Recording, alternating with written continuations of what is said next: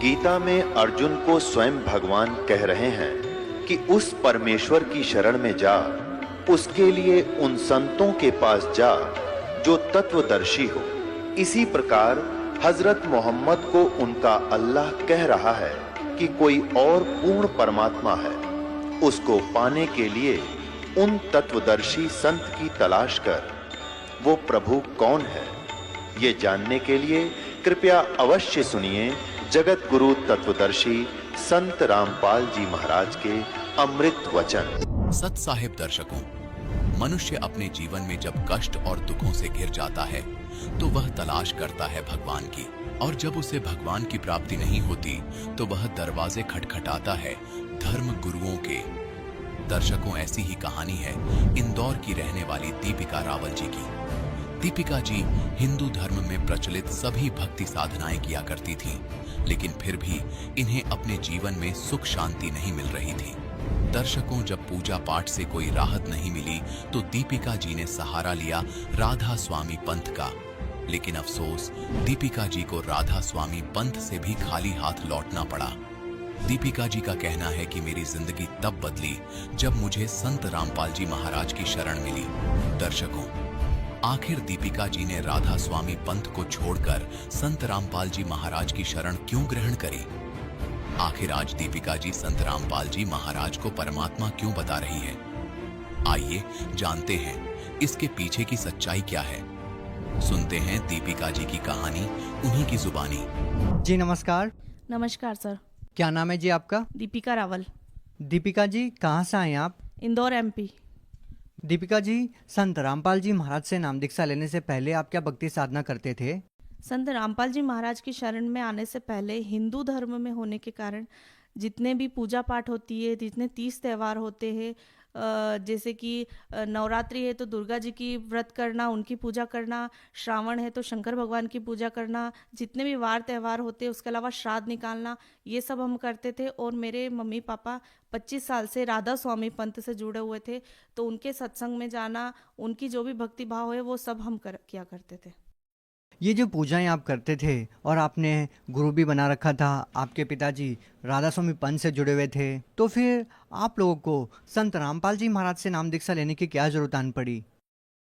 संत रामपाल जी महाराज की शरण में, क्योंकि हम जब जहाँ पहले जुड़े हुए थे वहाँ से हमें कोई भी लाभ ही नहीं मिला। जैसे हमारे घर की और मेरे पापा का बिजनेस बहुत अच्छा था, अच्छा खासा चल रहा था, लेकिन वो भगवानों की पूजा करते करते वो बिजनेस एकदम ठप हो गया।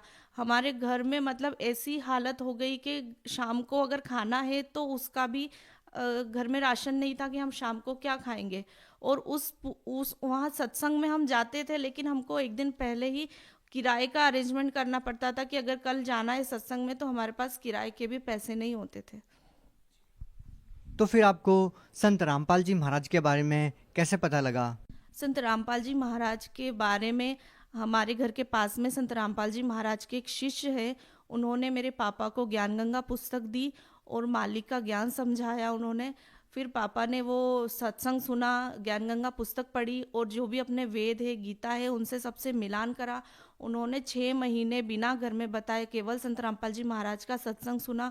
उनको जब पूरा ज्ञान हो गया कि ऐसा ज्ञान, ऐसा निर्मल ज्ञान तो हमें कहीं मालूम ही नहीं था, फिर उन्होंने 2012 में संत रामपाल जी महाराज से नाम दीक्षा ली।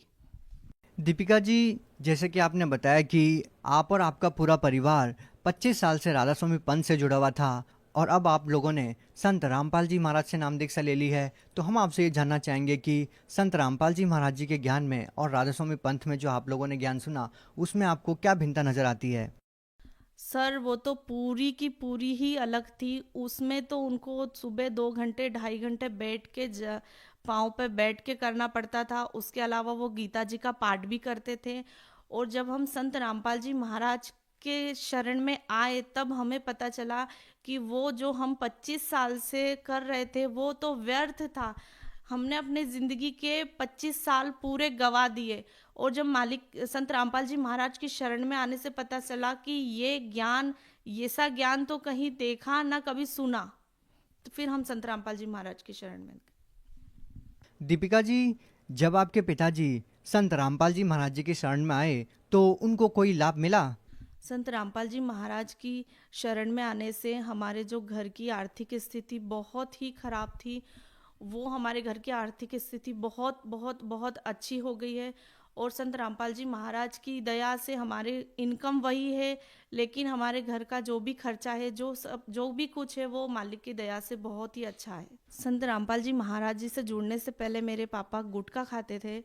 वो जब तक गुटखा रात को नहीं खाते थे उनको नींद ही नहीं आती थी, और उन्होंने कई बार हरिद्वार में कहीं पर भी वो गुटखा फेंक के आते थे। वो कसम खाते थे कि आज के बाद नहीं खाऊंगा। वो 8-10 दिन नहीं खाते और फिर उनको वापस याद आती तो फिर वो वापस गुटखा मंगाते और खाते, जब भी उनको नींद आती थी। मेरे पापा जो संत रामपाल जी महाराज जी से जुड़ने से पहले जो उनको गुटखे का नशा था, वो जब संत रामपाल जी महाराज का उन्होंने ज्ञान सुना, वो ज्ञान सुनने से ही उनकी वो लत ऑटोमेटिक ही कब खत्म हो गई उन्हें पता ही नहीं चला। जबकि वो पहले बहुत बार ट्राई कर चुके थे कि छोड़ना है, कसम भी खाते थे, लेकिन वो लत उनसे छूट ही नहीं रही थी, जो संत रामपाल जी महाराज के ज्ञान से ही छूट गया। मुझे थायराइड की बीमारी थी, जिसका मैंने एलोपैथिक, आयुर्वेदिक और होम्योपैथिक सारे ट्रीटमेंट करा लिए थे। मेरी बॉडी अकड़ जाती थी थायराइड से, मेरा गले में बहुत पेन होता था। और फिर जब संत रामपाल जी महाराज की शरण में हम जुड़े तो संत रामपाल जी महाराज से प्रार्थना लगाई, और मेरी फिर प्रेगनेंसी में रिपोर्ट आई, वो पूरी नील आई थायराइड की। जबकि उस वक्त मुझे थायराइड था, लेकिन संत रामपाल जी महाराज की दया से वो रिपोर्ट पूरी नील आई। और मुझे प्रेगनेंसी में पाइल्स की बीमारी हो गई थी। वो मैडम ने बोल दिया था कि इसका ऑपरेशन ही करना पड़ेगा, लेकिन अगर अभी प्रेगनेंसी है तो हम इसको दवाइयाँ भी नहीं दे सकते आपको। और वो हम घर पे आए और हमने दंडवत प्रणाम किया और मालिक से प्रार्थना करी, और वो बीमारी भी कब चली गई मालूम ही नहीं चला।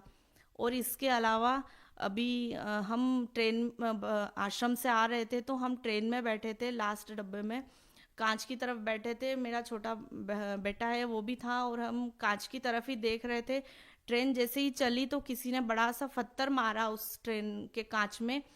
वो पूरा कांच, भगत जी, मेरा बेटा और हमारे ऊपर पूरा कांच गिरा, पूरे बारीक बारीक टुकड़े हो गए हमारे ऊपर।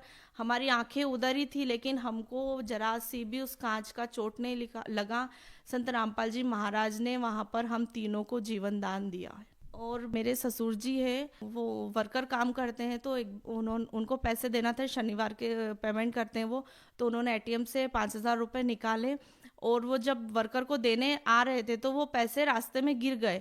वो वहाँ पर आए, उन्होंने अपनी पॉकेट चेक करी, पर्स चेक करा, फिर वो रास्ते में बार बार चेक करा उनको कहीं पैसे नहीं मिले, और उनको रात को कहीं बाहर जाना था। तो वो फिर डबल से उन्होंने बोला अभी, तो फिर वो डबल से गए, एटीएम से डबल से 5,000 रुपये निकाले और सब को दे दिया। फिर वो घर पे आए, उन्होंने घर पे कोई जिक्र नहीं करा, और वो नाइट में चले गए। फिर जब वो वहाँ पहुँच गए और ऑटो से उतरे तो ऑटो का 200 रुपये भाड़ा हुआ। जब उन्होंने पर्स निकाल के वो पैसे देने लगे, तब उनके पर्स में वो 5,000 रुपये पूरे ऐसे के ऐसे ही रखे थे, जैसे परमात्मा ने वो पैसे रख दिए। 500 के एकदम फ्रेश नोट उस पर्स में रखे। फिर वो घर आए, घर पर आके उन्होंने हमको सारी चमत्कार बताया। और एक बार उनका इंदौर के नोवेल्टी मार्केट में उनका नया मोबाइल ही खरीदा था, वो मोबाइल गिर गया। फिर घर पर आके हमने 2 दिन तक मोबाइल लगाया, फ़ोन बंद था। फिर हमने परमात्मा के आगे प्रार्थना लगाई कि मालिक फ़ोन लिया है अभी, और इतना वो भी नहीं है।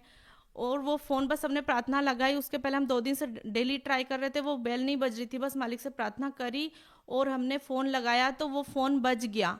और फिर उन्होंने, जबकि जिसके पास था उसके मन में भी वो आ गया था कि ये फ़ोन मैं रख लूँ, लेकिन उसने जब चालू करा तो उसमें मालिक का फ़ोटो आता है फ्रंट में। मेरे ससुर जी ने मालिक का फ़ोटो लगा रखा था, तो पता नहीं उसको क्या हुआ, तो उसने बोला नहीं, ये जिसका फ़ोन है वो आएगा और लॉक खोलेगा तो मैं उसको दे दूंगा।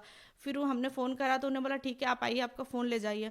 और जब मेरे ससुर जी वो फ़ोन लेने गए तो उन्होंने फटाक से लॉक खोल दिया, तो उन्होंने फिर ये फ़ोन उनको वापस दे दिया। और मेरे भगत जी है, वो उन्होंने बचपन से अभी तक राजस्थान के गुरुकुल में वेद की पढ़ाई करी है। उन्होंने पूरा वेद, यजुर्वेद की पढ़ाई करी है, उनको पूरा वही था। लेकिन फिर जब वो संत रामपाल जी महाराज का उनने ज्ञान सुना, तब उन्हें पता चला कि हम जो अनुष्ठान करा रहे, हम जो हम खुद पंडित होके जो पूजा पाठ करा रहे हैं वो सब व्यर्थ है। ये तो हम बस अपने रोजी रोटी के लिए झूठ बोल के लोगों को मतलब ऐसे ही पागल बना के हम अपनी कमाई कर रहे हैं, जबकि उसका कोई लाभ नहीं है।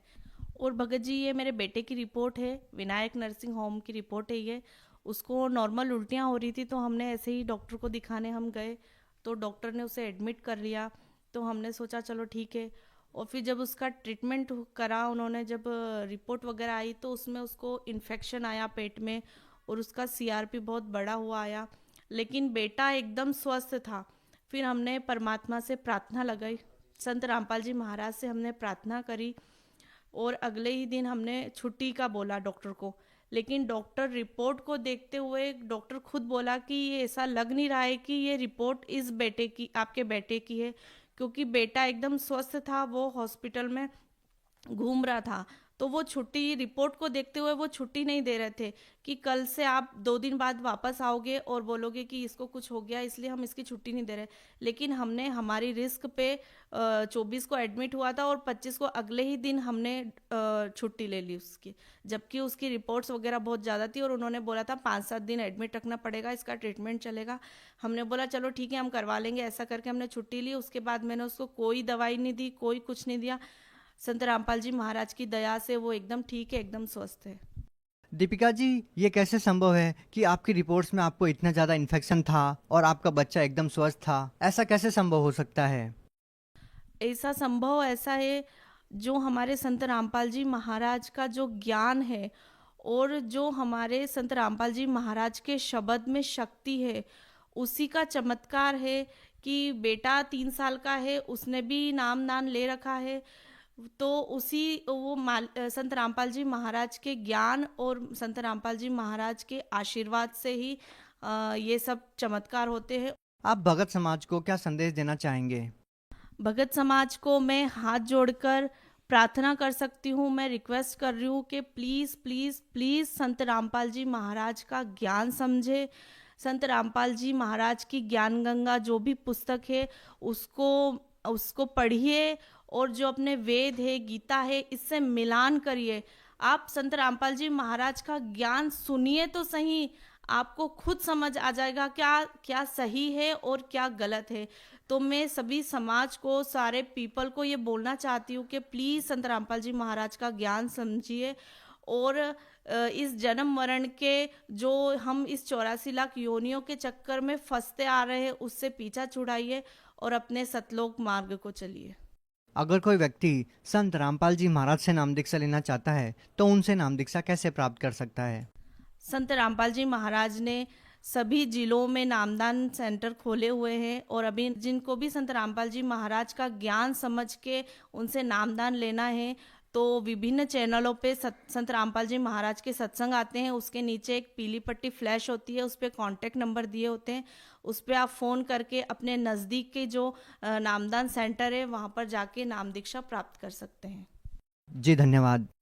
नमस्ते सर। दर्शकों, अभी आपने सुने संत रामपाल जी महाराज से दीक्षा प्राप्त करके सुखी हुए भक्त के अनुभव। अब देखिए जगत गुरु तत्वदर्शी संत रामपाल जी महाराज के मंगल प्रवचन। परमात्मा कहते हैं इस शरीर में, इस मानव शरीर के अंदर इतना जो है विकार ग्रस्त है, ये ऐसे ढंग से इसकी कंस्ट्रक्शन है, इसमें ये तो आशा करना ही नहीं कि ये पूर्ण रूप से स्वस्थ हो जाएगा और इसमें कोई विकार नहीं रहेगा। ये तो पैदा ही विकारों से हुआ है। लेकिन इस भक्ति से, सत साधना से ये विकार ऐसे जकड़ दिए जाएंगे, ऐसे बांध दिए जाएंगे कि फिर ये हानि नहीं करेंगे। जैसे कोई पशु है और वो ऐसे फूंफा करता है, मार देता